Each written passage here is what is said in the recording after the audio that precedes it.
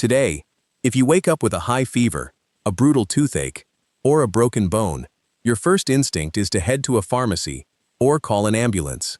We live in a world shielded by powerful painkillers, precise surgeries, and modern antibiotics. But imagine suffering a shattered leg during a mammoth hunt 40,000 years ago. You are trapped in the freezing Ice Age winter, and the nearest hospital won't be built for another few millennia. For modern humans, this sounds like an absolute, inescapable death sentence. We naturally assume that getting severely sick or injured in the prehistoric wild meant you simply lay down and waited to die. But did our ancient ancestors actually surrender to disease and injury? Or did they secretly possess advanced medical knowledge and survival tactics that would leave modern doctors absolutely speechless? The answer will completely change how you view cavemen. Pop culture and blockbuster movies have completely brainwashed us into believing a very specific, brutal narrative about prehistoric human societies. We have all seen the dramatic cinematic scenes, a harsh, freezing, snowy landscape where a ragged tribe of cavemen is migrating. Suddenly, one member breaks their ankle or falls violently ill. Without a single second of hesitation, the strong leader of the tribe decides to leave the weak and injured person behind in the snow, abandoning them to the hungry wolves to save the rest of the group. We are constantly taught that the Stone Age was entirely governed by a ruthless, unfeeling version of survival of the fittest. The prevailing assumption is that a primitive tribe simply could not afford to waste their precious food and limited energy on a liability. If you couldn't hunt, gather, or keep up with the grueling pace, you were considered useless dead weight and quickly discarded. However, the actual archaeological record completely destroys this Hollywood myth of prehistoric cruelty. Modern science reveals that abandoning the sick and injured was not just morally unlikely, it would have been an absolutely disastrous and foolish survival strategy. To understand exactly why, you have to look at how prehistoric tribes actually functioned. Ancient human bands were very small, usually consisting of just 20 to 50 closely related individuals. Every single person in that tribe represented a massive long-term investment of time, resources, and, most importantly, irreplaceable knowledge. Before the invention of written language, human survival depended entirely on oral tradition and shared community memory. An older tribe member who had lost all their teeth or suffered a crippling physical injury was not dead weight. They were a walking, talking encyclopedia of survival. They knew exactly where to find hidden water sources during a devastating prolonged drought. They knew which specific plants could cure an upset stomach or stop bleeding, and they knew how to accurately predict the dangerous shifts in Ice Age weather patterns based on the wind. Their brain was far more valuable to the tribe's long-term survival than their physical ability to run or hunt. If a prehistoric tribe ruthlessly abandoned their injured or aging members, they were effectively burning their own library of critical survival data. Therefore, protecting and healing their sick was not just an act of random kindness. It was a highly calculated, selfish evolutionary advantage. But how exactly did they save these dying people without modern hospitals and medicine? When we think of prehistoric medicine, we usually imagine a confused caveman rubbing dirt on a wound or simply praying to the sky. We severely underestimate their profound understanding of the natural world. Our ancient ancestors were actually brilliant, highly observant botanists who essentially turned the wild forests into their own fully stocked prehistoric pharmacies.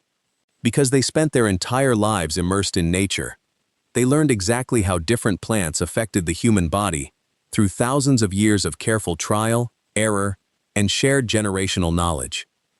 Imagine a prehistoric hunter waking up with a brutal, throbbing headache or a dangerous, debilitating fever. They did not just suffer in agony and wait to die. Instead, they knew exactly which tree to look for. They would deliberately seek out a willow tree, strip off a piece of its bark, and begin to chew it. This was not a desperate, random act of hunger. Willow bark naturally contains a powerful chemical compound called salicylic acid. If that name sounds familiar, it is because salicylic acid is the exact same foundational active ingredient used to manufacture modern aspirin today. Long before pharmaceutical laboratories even existed, ancient humans were actively treating their fevers and pain with natural, high-strength painkillers. The archaeological evidence for this is absolutely undeniable. Modern scientists have analyzed the fossilized dental plaque found on the teeth of ancient Neanderthals and made a shocking discovery. Trapped within that hardened prehistoric plaque were microscopic traces of specific plants, like chamomile and yarrow. Here is why that is so incredibly mind-blowing. Chamomile and yarrow possess almost zero nutritional value, and in their raw, wild state, they taste incredibly bitter and unpleasant. A hungry Neanderthal would never eat them as a normal meal. However, these specific plants are packed with powerful natural antibacterial and anti-inflammatory properties. This proves beyond a shadow of a doubt that they were intentionally ingesting these bitter plants strictly for their medical value. They were actively treating stomach aches, fighting off internal bacterial infections, and managing severe inflammation using a deeply calculated, prehistoric botanical science. While chewing willow bark for a severe headache is certainly impressive, what exactly happens when someone suffers a catastrophic physical trauma? In the brutal, unforgiving wilderness of the Paleolithic era, a severely broken leg should have been a guaranteed, miserable death sentence. If you cannot walk, you cannot hunt, you cannot gather water, and you certainly cannot run away from massive Ice Age predators. Yet, the fossil record tells a completely different and incredibly moving story. The most powerful evidence of prehistoric medicine does not come from ancient plant remains. It comes directly from human bones. Specifically, the ultimate proof lies in the femur, which is the massive, thick bone located in your upper thigh. Anthropologists have excavated numerous ancient skeletons featuring femur bones that were violently snapped in half, but clearly show signs of completely healing over time. A healed femur is arguably the greatest masterpiece of prehistoric medicine. If a hunter broke their thigh bone today, it requires immediate emergency surgery, metal pins, and months of dedicated physical therapy. In the Stone Age, surviving this devastating injury required an astonishing level of medical intervention and absolute community devotion. First, the prehistoric doctors had to act as trauma surgeons. They had to physically manipulate the heavy, broken pieces of the femur back into proper alignment, an agonizing process without modern anesthesia. Next, they had to invent a way to immobilize the leg. They brilliantly crafted rigid splints using straight branches, binding them tightly around the broken limb with strong animal sinew or woven plant fibers to ensure the bone stayed perfectly straight while it knitted back together. But the surgery was only the beginning. A broken femur takes a minimum of 6 to 8 weeks of total immobilization to heal.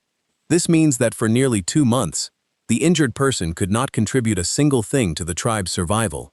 Instead of abandoning them, the community entirely supported them. Other members had to hunt extra food, carry fresh water, clean the injured person, and physically protect them from predators.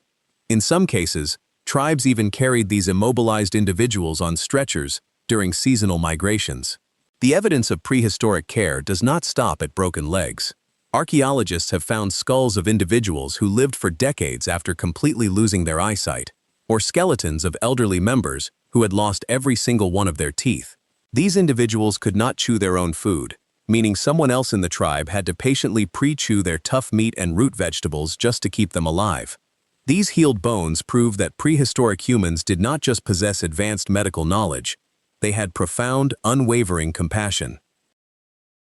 When we look back at the origins of human evolution, we often focus on the invention of sharp stone spears, or the mastery of fire as our greatest survival tools.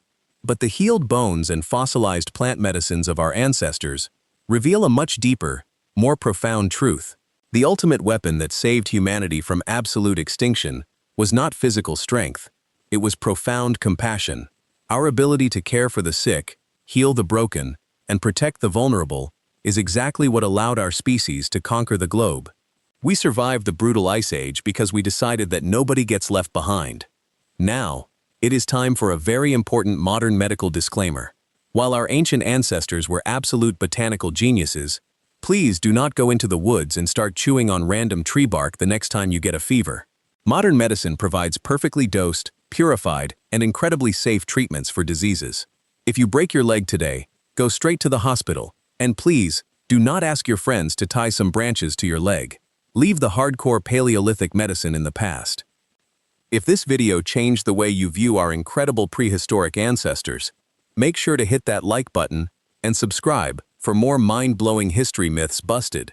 Keep wondering, keep learning, and as always, Stay simply ancient.